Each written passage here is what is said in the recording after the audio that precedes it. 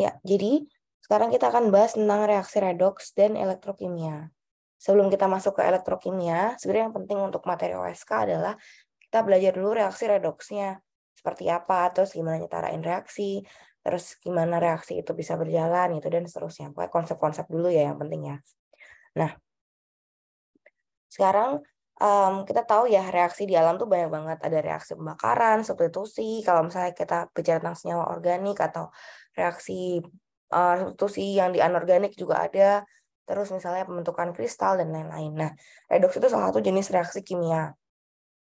Nah, reaksi redoks itu spesialnya dari reaksi-reaksi lain karena dia terjadi uh, suatu transfer elektron gitu. Yang mana dari reaktan satu ke reaktan lainnya itu. Makanya kita sebut reaksinya itu reaksi reduksi dan oksidasi. Jadi ada reaktan yang mengalami reduksi, ada reaktan yang mengalami oksidasi gitu. Misalnya contohnya ini adalah reaksi oksidasi besi oleh cerium. Kita punya Ce4+ dan Fe2+ menjadi Ce3+ dan Fe3+.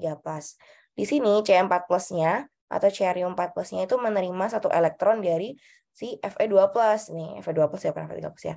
Terus jadi produknya adalah Ce3+, dan si ion Fe2+ yang ini mendonorkan satu elektronnya kepada Ce4+ untuk jadi Fe3+ gitu. Jadi mereka tuh saling resiprokal gitu. Jadi satunya mendonor elektron, satunya menerima elektron gitu. Nah, karena reaksi ini tuh terjadi saling berpengaruh satu sama lain ya, maka kita bisa katakan bahwa reaksi redoks itu cuma bisa terjadi kalau ada reduksi dan oksidasi gitu. Kalau cuma reduksi aja ya namanya bukan reaksi redoks, reaksi reduksi namanya gitu ya.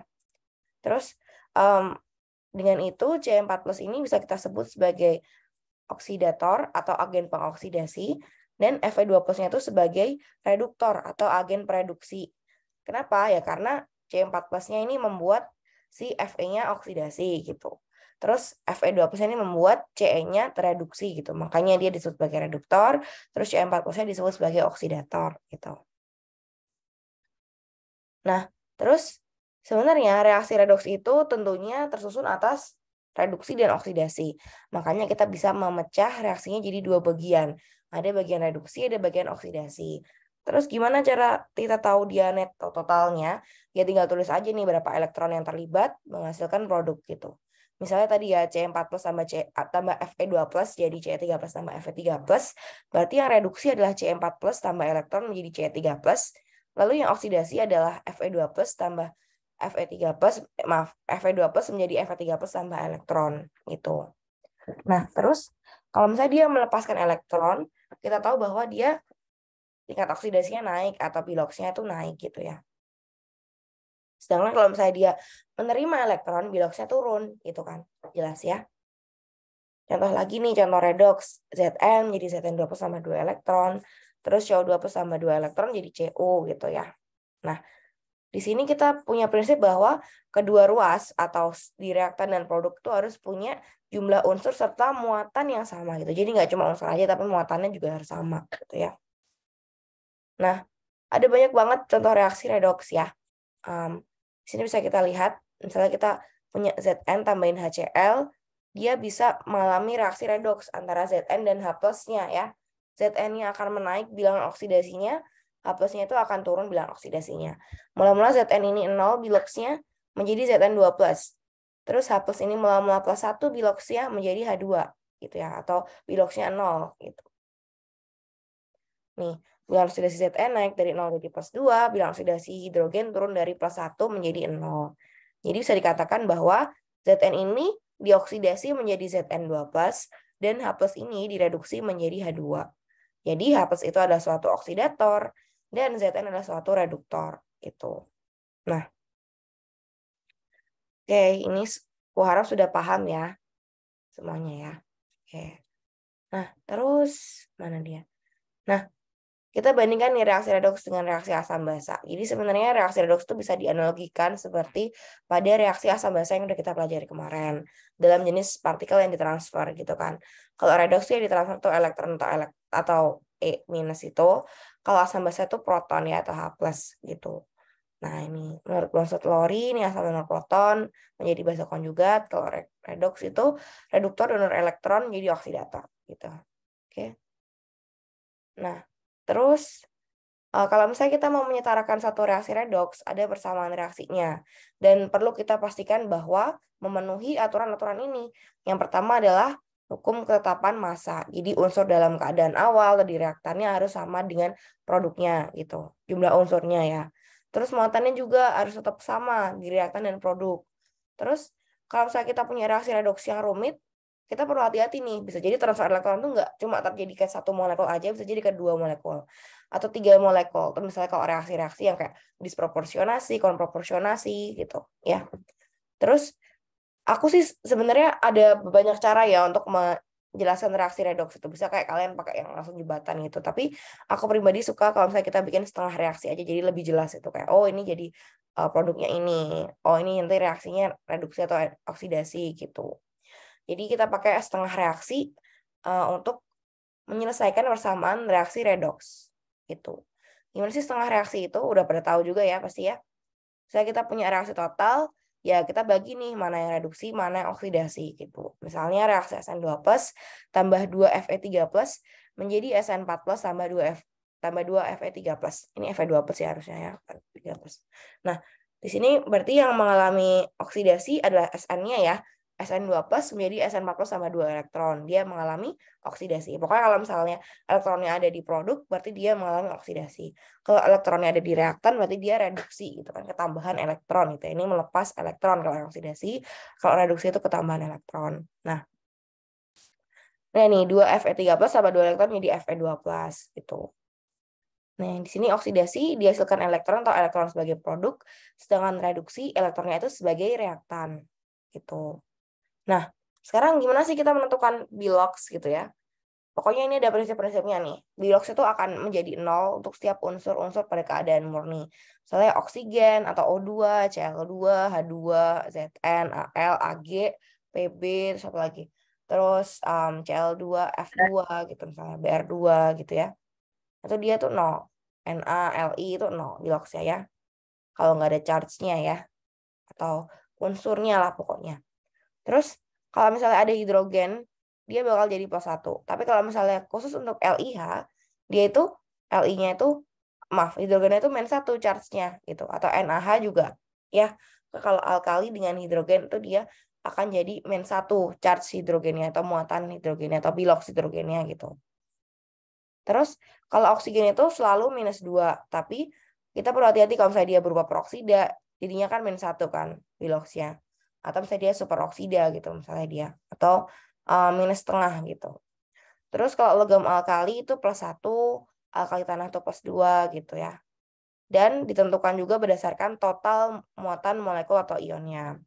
Kita lihat di sini misalnya nih, NH3 ya. Berarti hidrogen kan +1, berarti nitrogennya biloxnya ya +1 kali 3 terus jadi minusnya gitu. Jadi -3. Ini N2H4 hidrogennya itu +1. Berarti ini ada +4. Terus habis itu dibagi 2 +2 terus dikali minusnya. Jadi -2 gitu. Terus NH2OH. Oke, di sini ada -2, ada +1, ada +1, +1. Jadi ada +1 totalnya. Jadi nitrogennya -1. Gitu. Terus ini N2 itu 0 biloxnya. N2O berarti dia oksigennya -2 terus dikali kebalikannya berarti +1 gitu ya kan di N-nya ada 2. Ini NO jadinya +2 nitrogennya, NO2- +3, NO2 +4 bilox nitrogennya, terus NO3- bilox nitrogennya +5. Ini kalau Cl, Cl- -1 biloxnya, Cl2 0, ClO- +1, ClO2- +3, ClO2 +4, ClO3- +5, dan ClO4- +7. Gitu ya. Oke. Nah, ini menyamakan persamaan reaksi redoks. Jadi, kita bisa pakai setengah reaksi ya, gitu. Udah sih itu aja. Misalnya ini nih reaksi Na2C2O4. Jadi sebenarnya reaksi redoks tuh unik karena bisa jadi dengan perubahan bilox terjadi juga perubahan sifat fisika dan kimia suatu molekul. Gitu. Jadi misalnya kayak kita punya reaksi oksalat dengan KMNO4 nih reaksi redoks juga ya. Jadi kita punya natrium oksalat, dia itu nggak berwarna. Dia akan bereaksi dengan KMNO4 yang warnanya itu jingga ya, oranye gitu. Terus nanti MnO4- nya akan direduksi jadi Mn2+ yang warnanya pink. Dan si oksalatnya itu akan dioksidasi menjadi CO2 ya yang berupa gas itu. Nah, berarti kita bisa pastikan nih, oh reaksi redoksnya itu akan terjadi atau akan mencapai titik ekivalen ketika udah muncul warna pink pucat gitu ya. Jadi udah agak pink-pinkan alias sudah terbentuk Mn2+ gitu dalam larutan, udah major produknya.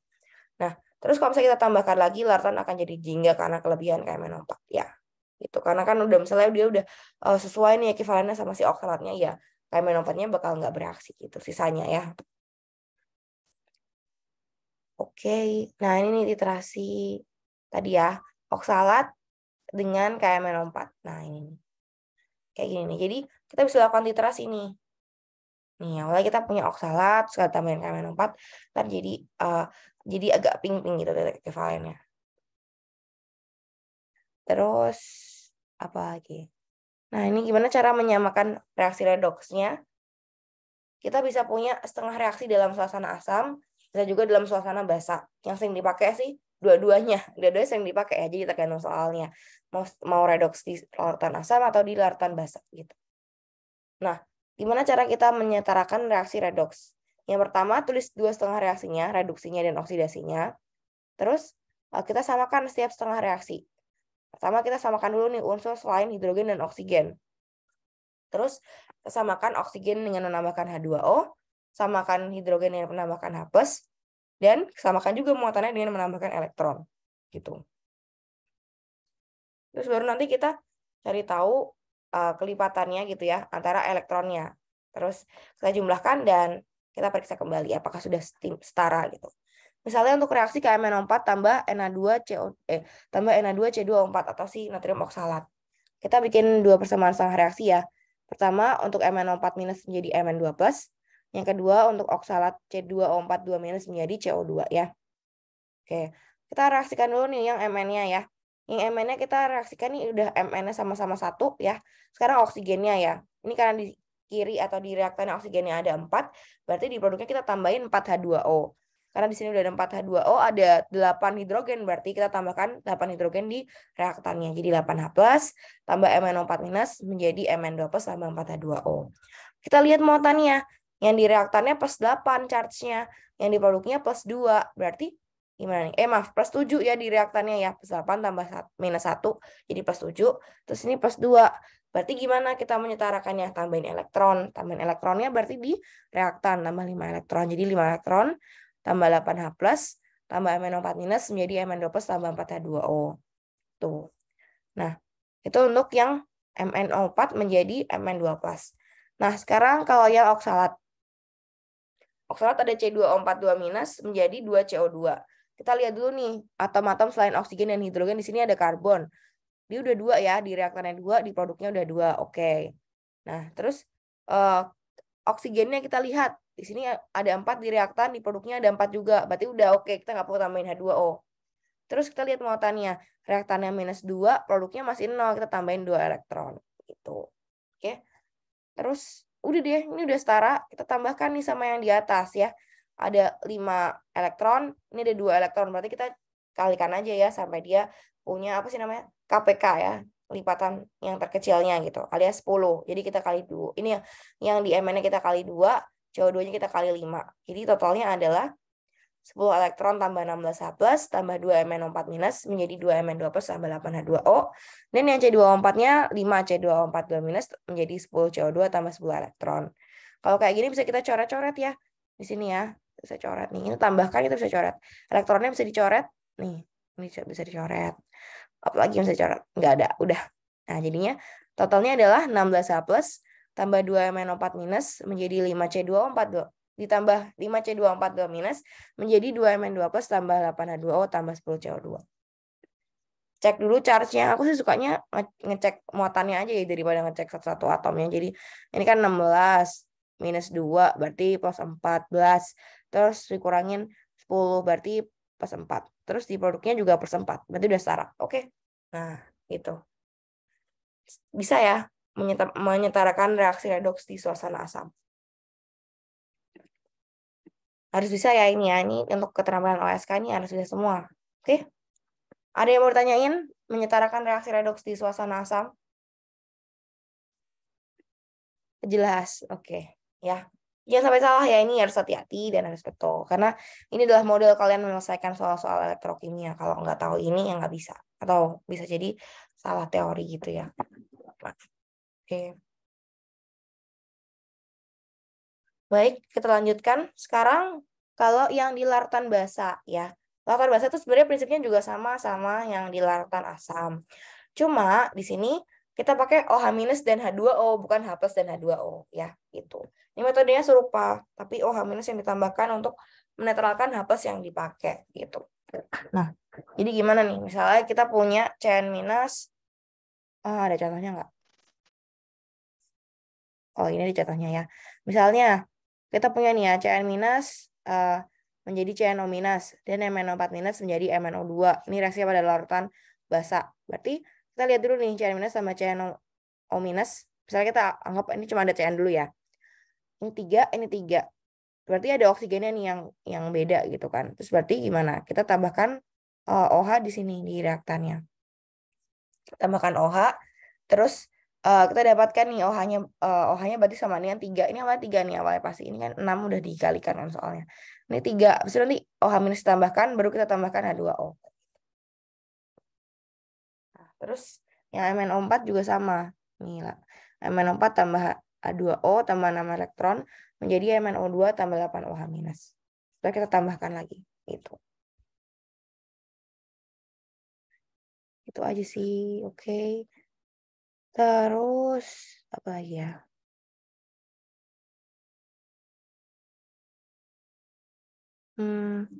Nih, misalnya ini permanganat itu coba contohnya aja ya. Nih, reaksi-reaksi di bawah ini berlangsung spontan ke arah kanan. Bagaimanakah urutan kekuatan sebagai oksidator dan apa dasar kekuatan sebagai oksidator? Ya udah, ini aja lah. Ada nggak ya yang dalam urutan basa? Oh ini nih misalnya. Selesaikan setengah reaksi berikut. Nah, nih 2I- menjadi I2 tambah berapa elektron? Jadi udah kelihatan ya ini berarti 2 elektron gitu kan. Terus ini ClO2 tambah berapa OH- jadi ClO3- tambah berapa elektron tambah 2O dalam larutan basa. Ya berarti berapa nih? Kita bisa cari dulu nih, ini oksigennya ada 3, terus tambah H2O juga berarti ada 4, terus ini ada 2. Berarti di sini OH- berapa? 2 juga ya. Itu 2. Sebentar tambahkan elektronnya gitu. Terus ya ini bisa dikerjakan aja, ntar kalian latihan aja gitu. Nah, ada pertanyaan apa sini? Ada pertanyaan nggak teman-teman?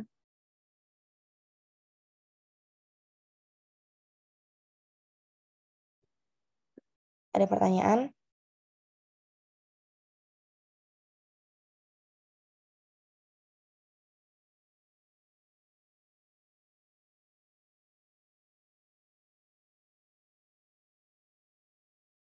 Ada? Nggak ada?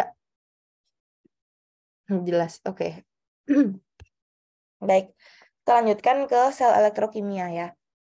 Nah, setelah kalian belajar tentang reaksi redox, sekarang kita belajar tentang sel-sel elektrokimia. Jadi sel elektrokimia itu ada 2 macam. Ada sel Volta atau sel Galvani, sama ya. Volta sama Galvani itu sama. Sama ada sel elektrolisis gitu. Jadi ada 2 macam. Ada sel Galvani atau Volta, ada juga sel elektrolisis. Kalau sel Galvani atau sel Volta itu reaksinya itu spontan. Jadi reaksi redox yang udah terjadi terus kita panen energi listriknya gitu. Kayak gitu istilahnya. Jadi kayak kita ambil satu reaksi redox yang spontan, kita panen energi listriknya. Kalau misalnya sel elektrolisis, yaitu yang tidak spontan, alias kita mau bikin reaksi redox itu terjadi dengan cara kita tambahkan energi berupa energi listrik gitu. Tambahkan elektron gitu ya. Nah, terus udah sih itu aja. Kalau misalnya sel galvani atau volta bisa dipakai kalau di baterai-baterai. Kalau elektrolitik itu kita biasanya mau ngambil produknya gitu. Misalnya kita mau ngambil produk hasil reaksinya, misalnya mau logam atau misalnya berupa gas itu, misalnya Ag atau Cl2 gitu atau aluminium gitu ya atau NH3 gitu itu biasanya pakai sel elektrolitik. Tuh. Terus nah ini dia bedanya. Nah, ini bedanya sel elektrokimia ya. Ini kan harus hafal banget dan harus tahu ya. Oke, ini sel elektrokimia tadi ada 2. Ada yang sel galvani, ada yang sel elektrolisis. Sel galvani ini dia punya sama-sama sih sebenarnya ada katoda dan anoda gitu kan. Terus dia punya kompartemen juga. Tapi kalau misalnya elektrolisis sebenarnya nggak perlu kompartemen sih. Terus kalau misalnya sel galvan itu biasanya dia sirkuitnya itu dihubungkan sama ampermeter atau voltmeter ya. Habis itu kayak kalau misalnya elektrolisis itu biasanya dihubungkan sama suatu sumber listrik gitu. Ada lagi tabelnya, mana dia? Nah ini dia. Kalau misalnya sel volta atau sel galvani itu tuh dia dihubungkan juga sama jembatan garam. Terus biasanya reaksinya itu terjadi di dua kompartemen yang berbeda. Ada kompartemen yang anoda, ada yang kompartemen yang katoda gitu. Sedangkan kalau sel elektrolisis karena kita mau ngambil reaktan atau produknya gitu, kita satukan aja nih chambernya gitu. Karena kan kita cuma mau ngambil produknya aja gitu kan. Jadi anoda dan katoda itu dalam satu chamber atau satu wadah. Terus nggak ada jembatan garam. Terus apalagi nih? Di sini, nah kalau misalnya di bedanya, kalau di sel volta, anodanya itu charge-nya negatif. Dan katodanya itu charge-nya positif. Sedangkan di sel elektrolisis, anodanya itu charge-nya positif dan katodanya charge-nya negatif. Gitu. Ini charge-nya cuma beda karena aliran elektron aja ya. Sebenarnya elektronasi juga mengalir dari anoda ke katoda. Tapi kan kita lihat nih elektronnya dari mana. Kalau misalnya kalau yang volta kan elektronnya dari reaktan yang ada di anoda atau yang reaksi oksidasinya, terus masuk ke reaksi yang reduksinya atau yang di katodanya. Nah, kalau misalnya di sel elektrolisis, elektronnya itu dari power supply. Jadi makanya dia charge-nya ini positif dan ini charge-nya negatif. Gitu aja. Terus,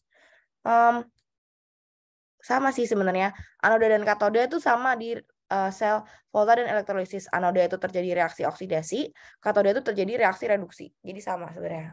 Mana yang oksidasi, mana yang reduksi. Cuma beda charge-nya aja. Benar-benar charge-nya aja yang beda. Oke, udah sih. Itu aja. Oke. Terus, apa lagi nih? Nih, kita bahas satu-satu ya. Misalnya kayak sel volta. Sel volta atau sel galvani itu dia, kita mau memanen energinya. Gitu. Jadi, kita cari reaksi yang udah spontan gitu. Nah, kenapa sel volta itu harus dipisahkan? Karena kita mau memanen energinya lagi-lagi ya. Kalau bisa dicampurin langsung, transfer elektron itu tidak bisa kita deteksi gitu. Karena reaksinya itu spontan. Misalnya kayak ini nih, kita punya larutan CO2 plus dicemplungin Zn gitu misalnya. Ya, kalau misalnya kita mau memanen energi dari reaksi redoksnya ya nggak bisa. Nanti udah langsung terbentuk produknya dan kita udah telat nih ngambil elektronnya gitu ya. Kayak gitu tuh istilahnya. Terus makanya kita perlu pisahkan. Ini misalnya nih reaksi redoks antara CO2 plus dan logam Zn. Nih ya, jadi dia pelan-pelan nih reaksinya dengan permukaan-permukaan ini. Zn-nya jadi teroksidasi menjadi Zn2 plus, CO2 plusnya itu jadi tereduksi jadi CO. Ntar jadi tukeran. Ini awalnya dia lempengnya lempeng Zn, ketambahan dia lempeng ada padatan CO juga yang mengendap. Dan bisa kita lihat juga intensitas warna larutan CO2 plus akan pudar juga nih, jadi lebih muda warnanya. Tuh. Karena CO2 plus dalam larutannya udah pelan-pelan udah hilang jadi mengendap gitu. Nah, ini ada aturan-aturannya dibaca aja lah ya. Terus ini juga sel volta nih. Ada jembatan garam ya. Jembatan garam itu bisa dua macam, bisa A, bisa B. Kalau misalnya jembatan garamnya bisa berupa yang kayak gini, yang berupa gel gitu, bisa juga berupa suatu lempeng yang berpori. Dan jembatan garam ini tujuannya adalah untuk mencegah polarisasi muatan. Jadi kan kalau misalnya redoks itu berjalan terus, tapi dia terpisah kompartemennya, bisa jadi yang di anoda itu kelebihan muatan positif dan di katodanya kelebihan muatan yang negatifnya atau kekurangan muatan positif gitu kan. Terus untuk mencegah hal itu terjadi biar reaksi tetap berjalan terus, kita kasih jembatan garam biar muatannya stabil gitu. Jembatan garam biasanya yang kita pakai adalah garam-garam yang tidak bereaksi gitu ya. Misalnya kayak KNO3. Sebenarnya bereaksi sih dia, tapi maksudnya dia tidak berpengaruh ke reaksi redoksnya gitu misalnya. Saya KNO3, NaNO3, KCl, N4Cl, N4NO3 dan seterusnya gitu. Dan syaratnya adalah dia mengandung elektrolit kuat. Karena kita mau dia bisa mengion dan ionnya bisa pindah gitu ke salah satu sisi gitu. Misalnya kalau yang kelebihan muatan positif ya yang ke arah sana adalah yang anionnya. Kalau misalnya kelebihan muatan negatif yang ke arah chamber itu adalah yang kationnya kayak gitu. Ini apa ini? Ya, nah ini nih ya. Ke arah anoda itu anionnya, ke arah katoda itu kationnya. Karena kan di anoda kelebihan muatan positif. Jadi kita perlu ada anion yang menstabilkan charge-nya. Kalau di katoda dia kelebihan muatan negatif. Jadi dia ada kation yang untuk menstabilkan charge-nya gitu. Oke, ini baca aja. Ini baca deh, ini bagus. Aku suka ini materinya bagus. Terus udah sih, ini aja. Ini self volta. Ada pertanyaan nggak? Ada yang mau ditanyakan tentang self volta? Oh ini nih notasi sel. Gimana, ada pertanyaan tentang sel volta dan sel elektrolisis? Kalau sel elektrolisis nggak ada gitu-gituan ya. Nggak ada, nggak usah. Dia nggak perlu jembatan garam karena kan dia satu chamber, satu wadah gitu ya.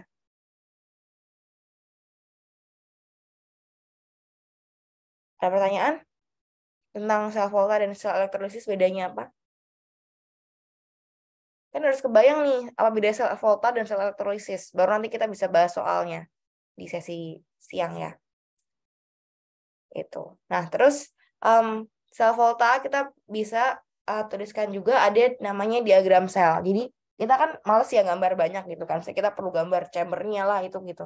Kita bisa sederhanakan dengan suatu diagram sel ini atau notasi sel yang sering kalian lihat ya. Ada bar-bar kayak gini nih, ada satu bar, dua bar gitu, satu garis, dua garis gitu kan. Nah, sebenarnya itu apa sih ini? Jadi sebenarnya sel volta ini ya maaf, notasi sel ini yang menggambarkan apa yang terjadi di suatu sel volta gitu. Misalnya ada satu baris kayak gini nih. Ini apa sih bacanya gimana sih? Jadi kita pisahkan eh, dua buah chamber itu pakai jembatan garam, yaitu pakai yang dua bar ini. Dua barnya ini jembatan garam. Terus kalau misalnya dia punya beda fasa, kita pisahkan dengan satu bar kayak gini nih. Dan notasi sel itu harus kita tulis dari anoda yang di sebelah kiri dan katoda yang di sebelah kanan. Kenapa? Kita mau melihat transfer elektronnya gitu kan. Dari anoda kan dia mengalami oksidasi, elektronnya pindah ke katoda yang mengalami reduksi gitu. Jadi pindah serat. Ya, oke. Terus nah ini nih. Ini sebenarnya berdasarkan perjanjian aja sih. Ya, ini juga perjanjian juga ya. Oke, terus udah deh gitu aja. Kalau misalnya kita mau tulis notasi sel, jangan lupa tulis fasanya. Misalnya ini Zn dalam kurung solid. Terus satu bar nih kan memisahkan antara yang solid sama yang liquid ya. Ini Zn2 plus, ini aqueous. Terus jangan lupa tulis juga konsentrasinya. Terus dua bar baru yang katodanya, yaitu CO2 plus, aqueous, dan satu bar lagi CO gitu. Terus kenapa yang aqueous di dalam terus yang solid di luar? Itu tadi karena dari perpindahan elektron kan. Jadi Zn jadi Zn2 plus, terus dari CO2 plus menjadi CO gitu. Nah, terus kalau misalnya ada ini nih PTH2 1 ATM H plus 1 molar itu gimana maksudnya? Ini adalah suatu uh, elektroda hidrogen standar ya. Jadi rotasinya bakal kayak gini nih. Kenapa ada PT komanya? Karena di sini PT adalah sebagai lempeng doang atau kayak dia sebagai suatu logam inert yang mentransmisikan H2-nya gitu. Jadi kayak dia sebagai permukaan aja untuk H2-nya bereaksi gitu. Jadi dia adalah suatu lempeng inert. Dua-nya ini jangan lupa ditulis juga satu ATM ya. Satu bar lagi H plus dan satu molar. Ini jangan lupa tulis juga aqueous di sini harus ada. Misalnya ini elektroda hidrogen standar untuk Ag plus menjadi Ag, reaksi reduksi Ag gitu kan. Notasinya gimana? Ya kayak gini. PT, H2 1 ATM, satu bar H plus 0,01 molar, terus 2 bar ini jembatan garamnya, baru Ag plus jenuh misalnya kalian mau kasih konsentrasi berapapun boleh. Satu bar lagi terus Ag. Ini jangan lupa ada tulisan solidnya gitu ya. Oke, itu sih. Itu cara menulis diagram sel atau notasi sel. Ada pertanyaan apa sini? Gimana, ada pertanyaan nggak teman-teman? Apakah sudah jelas? Udah jelas nggak? Bisa kan kalau misalnya disuruh nulis notasi sel? Coba latihan ya. Latihan. Coba kita cari reaksinya mana ya. Reaksinya siapa yang cocok ya? Sebelah ini boleh deh. Ini ZNCU. Tadi udah juga ZNCU ya. Jangan deh. Ada nggak ya?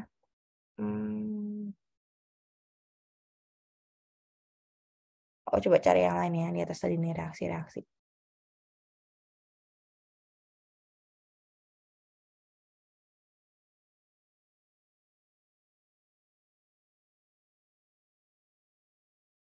Bentar, aku coba latihan buat cari kalian latihan buat yang notasi sel.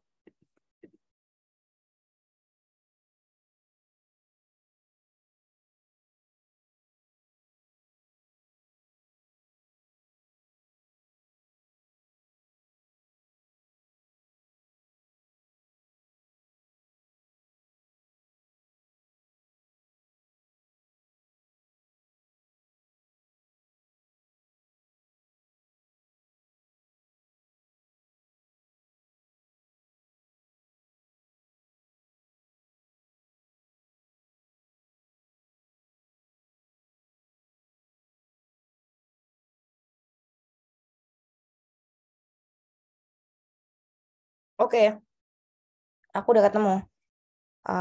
Bentar. Satu soal aja ya, habis itu kalian bisa mulai ngerjain latihan soalnya. Gampang sih ini. Satu soal aja deh, nggak apa-apa deh. Ya, satu soal. Kita punya reaksi ini ya, CO2+. Ini aku stop share dulu. Nah, ya, CO2+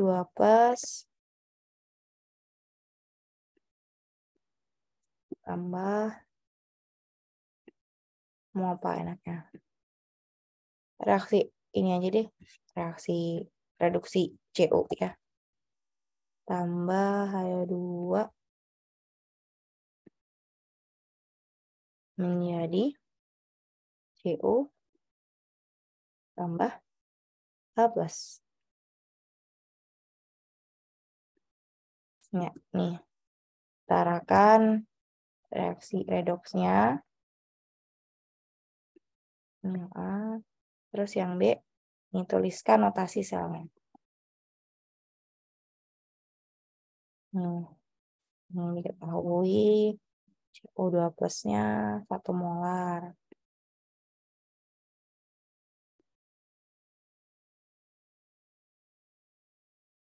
Dan H2-nya 1 atm.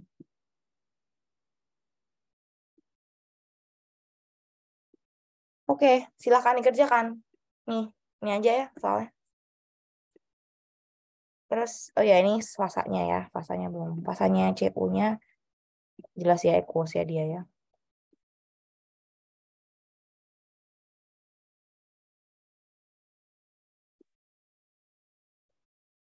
Cos, terus H2-nya ini gas. CU-nya solid. Dan H+-nya ini equals. Oke. Dah, jelas ya. Soalnya jelas kan? Kerjakan. Kalau udah tulis di chat box boleh atau tulis di kertas juga boleh. Ntar kita bahas. Aku kasih waktu 5 menit. 5 menit cukup ya. Silakan.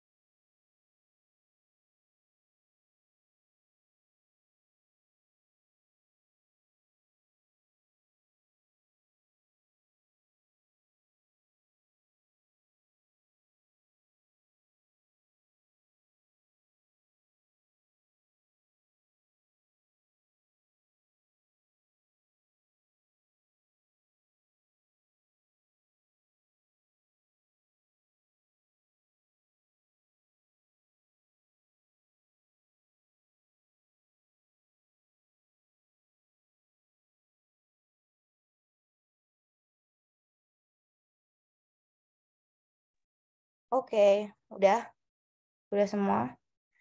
Baik. Nah, udah pada jawab nih. Tapi ada yang perlu kita revisi ya. Pertama, reaksi redoksnya antara ini gimana?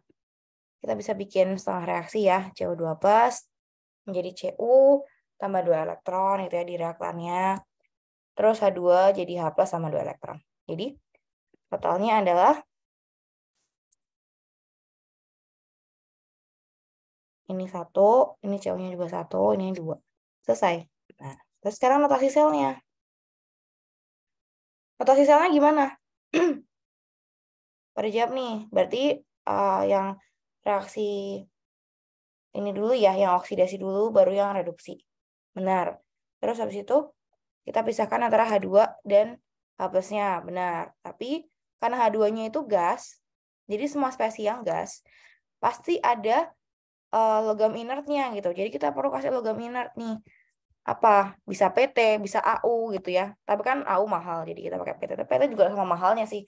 Ya. Tapi biasanya yang seringnya tuh PT. Kayak gini. Jadi kayak tulis PT, hidrogen, gas, 1 ATM.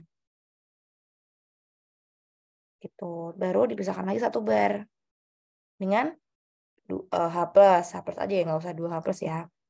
H plus, ini aqueous gitu ya. Aqueous. Berapa konsentrasinya? Kita nggak tahu ya. Kita kan nggak tahu.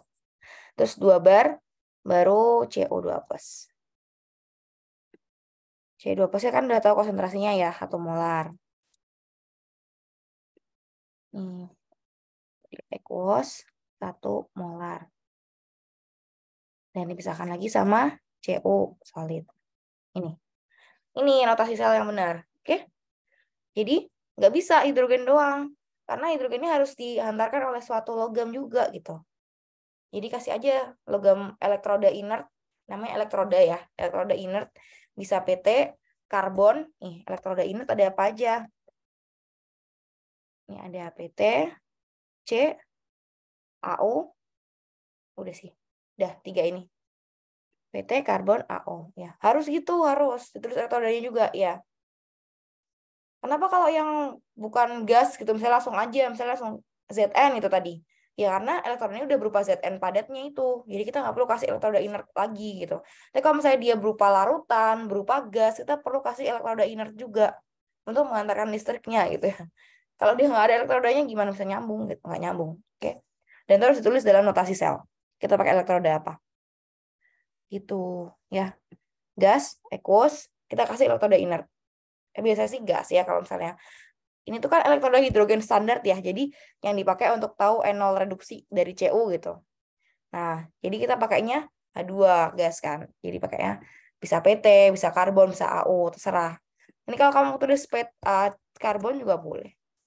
AU juga boleh. Sama ya. PT ya yang sering yang atau umum yang dipakai tuh PT. Jadi kalau mau jawab soal-soal ya jawab aja PT. Itu umum banget dipakai.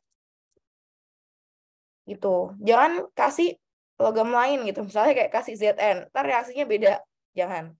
Jadi harus elektroda yang inert alias dia tidak bereaksi redoks dengan si spesies manapun gitu. Mungkin sih dia bereaksi redoks ya kalau misalnya AU dalam aquaregia gitu. Jelas dia redoks. Gitu. Misalkan Na2SO4 kan dia nggak reduksi Na plus jadi Na, SO4 minus jadi apa gitu. Tapi oksidasi sama reduksi air. Itu pastinya gimana? Ya air sama. Ya H plus sama H2O. Ya. Tapi kan yang kamu omongin ini kan elektrolisis bukan sel volta. Iya. Beda ya. Beda kan ya elektrolisis sama sel volta. Ntar kita bahas deh yang elektrolisis. Em, ini sel volta dulu yang kita bahas ya. Ini sel volta bukan sel elektrolisis. Oke. Udah mungkin itu aja. Terima kasih banyak semuanya atas perhatiannya. Elektrolisis gak spontan, ya. Gak spontan harus dikasih listrik. Elektrolisis ada notasi selnya nggak? Ada juga sih setahu. Ntar kita bahas ya. Iya, silakan ya mau nanya. Gimana cara kita milih kapan PT, kapan C, kapan AU? Terserah. nggak ada kapan. Terserah. Ini bisa kalian pakai tiga-tiganya. Yang paling sering dipakai PT, itu aja sih. Kalau kamu nulis karbon benar, PT benar, AU benar juga.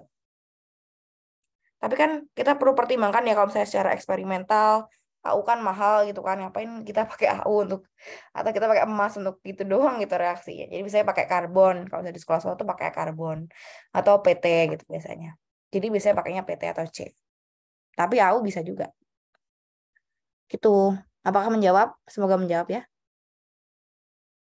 Oke, terima kasih juga. Ada lagi yang mau nanya?